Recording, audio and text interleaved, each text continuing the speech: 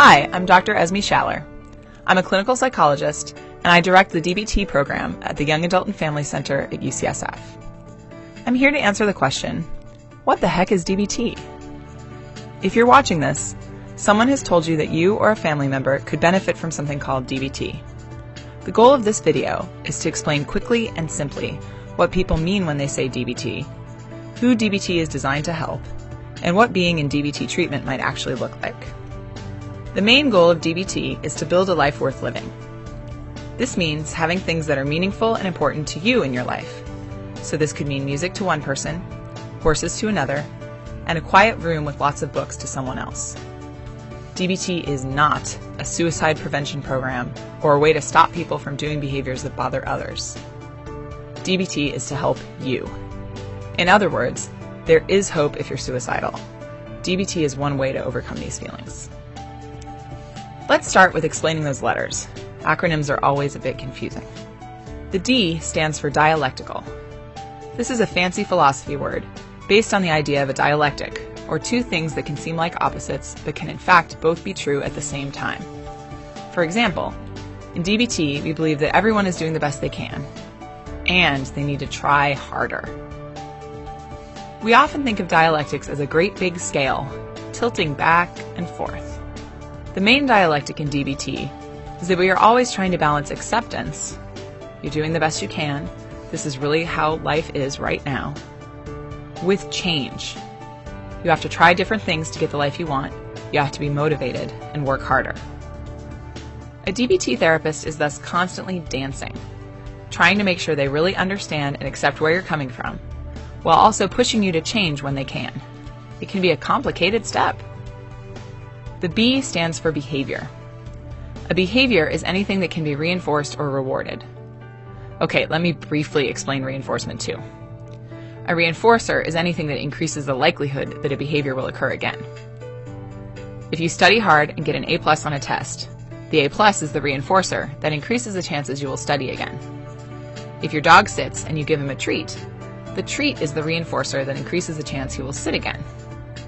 If you do a favor for a friend, and he brings you a present to thank you, the present is the reinforcer that increases the chances you will do more favors in the future. The laws of behavior, having to do with these reinforcers, affect all living things: dogs, dolphins, people, even therapists. DBT recognizes this and tries to harness the power of behavior change to move you closer to your goals, your life worth living.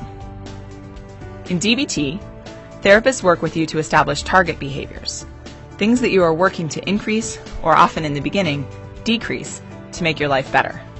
Common initial targets in DBT include thinking of suicide, self-injury, restricting meals, binging and purging, using drugs or alcohol, engaging in risky sexual behavior, reckless driving, physical aggression, and shoplifting.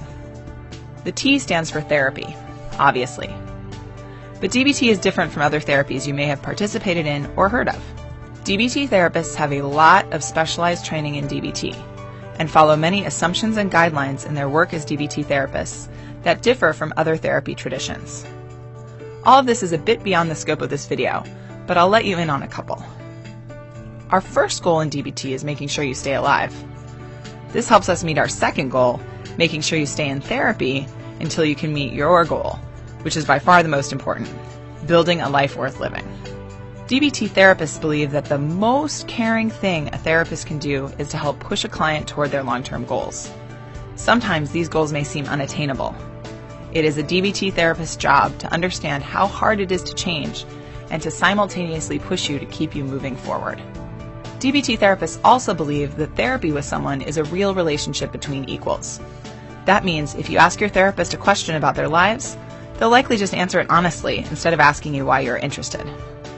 It also means that the work in therapy is carried out by both of you. It's like a DBT therapist is in a rowboat with you, and you are both rowing to get to your destination.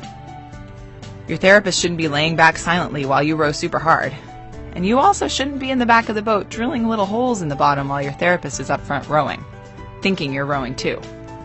It's about both of you working together towards your goals. Now, who can benefit most from DBT?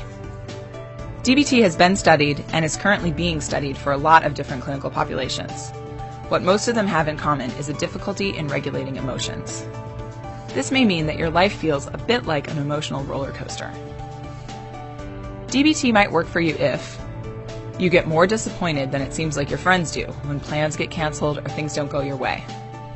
You cry at movies a lot, or even at commercials. You sometimes feel like you were born into the wrong family, like you're a lion cub in a family of house cats. If one or more of these things describes you, you might benefit from DBT. Lastly, let's talk about what DBT looks like. Full DBT, the kind that has the most rigorous research backing it up, has 4 modes of treatment. These are: 1. Structured individual therapy. There is a focus on behaviors, like we mentioned, and dialectics, that balance of acceptance and change. You'll also be asked to do some tracking of your emotions and behaviors in between sessions. If you're a teen or sometimes a young adult, family therapy will also be included as part of your DBT program. 2. Skills group. This is a weekly meeting, usually about 2 hours long, where you get to learn a different behavioral skill each week to help manage emotions, tolerate distress, and have effective interpersonal relationships.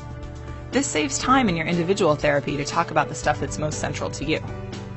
If you're a teen or young adult, you'll likely attend this group with a family member or two so they can learn the skills as well. 3. Skills coaching. This means you can call your therapist 24 hours a day to get help using your coping skills and to avoid engaging in some of those target behaviors we mentioned earlier. You have a personal coach that can help you change how you react to things at times when it is the hardest to do so. 4. Consultation team. This last one may be less obvious to you as the client, but DBT therapists work on a team that helps them support each other and do the best treatment possible. This is essential because changing life-threatening behaviors that have been going on for a long time can be really stressful. If your DBT therapist does not have a team, it's not DBT. Altogether, this takes about 3 to 4 hours per week. Another goal of DBT is to keep you in your life, going to school, going to work, seeing your friends, so it does not take up all of your time like some other intensive treatment options might. So, you now know what the heck dialectical behavior therapy is. You've got the acronym down, you know a little bit about who it's designed to help, and you know what it involves. Only you can choose if this is the right road to your life worth living. Why not talk to a DBT therapist and see what you think?